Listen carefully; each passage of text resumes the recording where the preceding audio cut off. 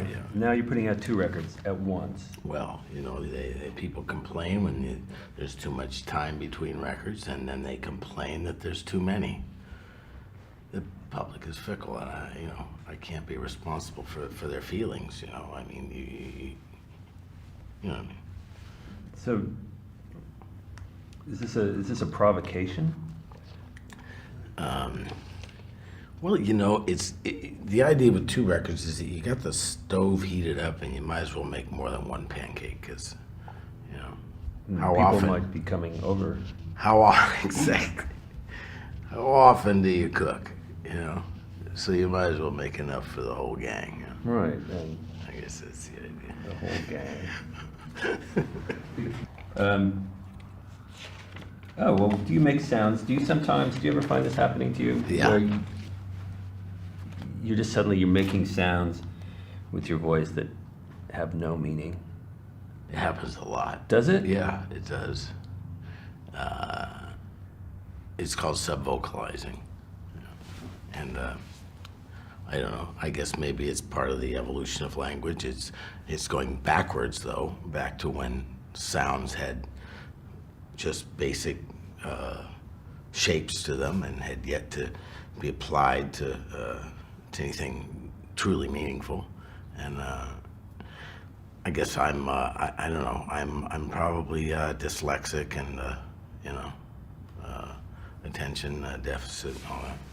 But that's really it. And most lyrics in songs start just with the sound, and then somehow the meaning finds the sound, and they join, and out of that you get a word. And, that's the way I do it anyway. Yeah. How do you know when a song is finished, Tom? You don't always know when a song is finished.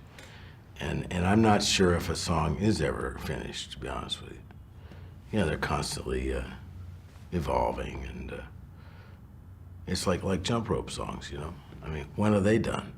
They're never done. You know, people are always changing them, changing the tempo and adding new verses, getting rid of old verses, you know.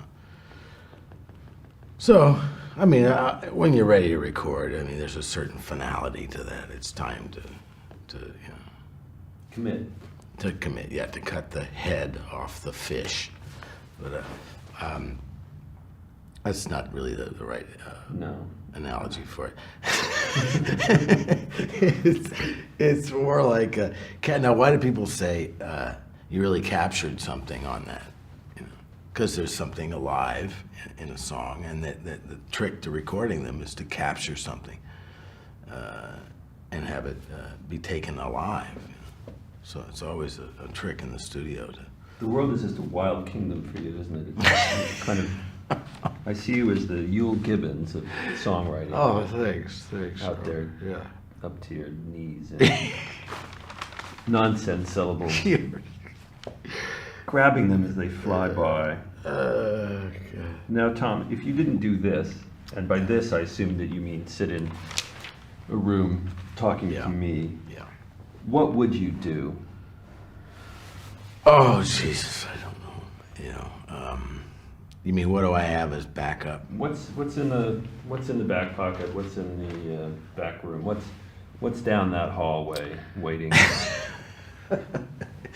Well, you know, I had a mail order night crawler business when I was a kid. I sold night crawlers, you know, and I always think back on that and think, well, if I could always get that cranked up again.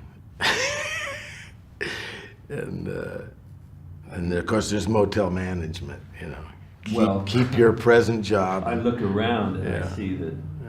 I see that you have a gift for decorating. For Simple is best, don't you think? I think. Yeah.